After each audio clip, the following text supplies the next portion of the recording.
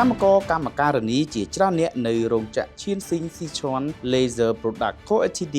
ដែលផលិតតុក្កតាសម្រាប់នាំចេញទៅកាន់សហរដ្ឋអាមេរិកនៅក្នុងខេត្តកំពង់ស្ពឺបានបន្តធ្វើកោតកម្មចូលថ្ងៃទី2ដោយទាមទារឲ្យក្រុមហ៊ុនអនុវត្តការផ្ដល់ប្រាក់ឧបត្ថម្ភធ្វើដំណើរពិសេសចំនួន$2កន្លះនិងដាក់តំណាងសហជីព3រូបឲ្យចូលបំពេញការងារវិញប្រធានសហព័ន្ធសហជីពអំណាចយុវជនកម្ពុជាលោកសៀងរទ្ធីបានប្រាប់កាសែតខ្មែរថាការតវ៉ារបស់កម្មករផ្ដោតលើបញ្ហាសំខាន់ពីរទី1ការព្យួរការងាររបស់ប្រធានសហជីពមូលដ្ឋានដែលទៅចុះបញ្ជីនៅក្រសួងការងារនិងបណ្ដុះបណ្ដាលវិជ្ជាជីវៈកាលពីថ្ងៃទី22ខែកក្កដាឆ្នាំ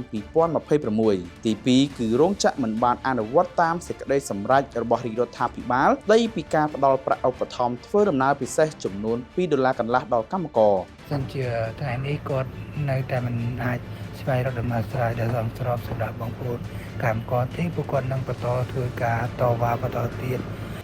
យោងតាមសហជីពកម្មករបានចាប់ផ្ដើមធ្វើកោតកម្មកាលពីព្រឹកថ្ងៃទី28ខែកក្កដានៅមុខរោងចក្រដែលមានទីតាំងនៅភូមិស្លែងឃុំមហាសាំងស្រុកភ្នំស្រួចខេត្តកំពង់ស្ពឺសហជីពបានអះអាងថាក្រៅពីការទាមទារប្រាក់ឧបត្ថម្ភធ្វើដំណើរកម្មករក៏ជំទាស់នឹងការបញ្ឈប់តំណាងសហជីព3រូបរួមមានលោកស្រីអុកស្រីនាងប្រធានសហជីពមូលដ្ឋានលោកខុនសុកច័ន្ទអនុប្រធានសហជីពមូលដ្ឋាននិងលោកឆៃថិតសមាជិកគណៈកម្មការសហជីព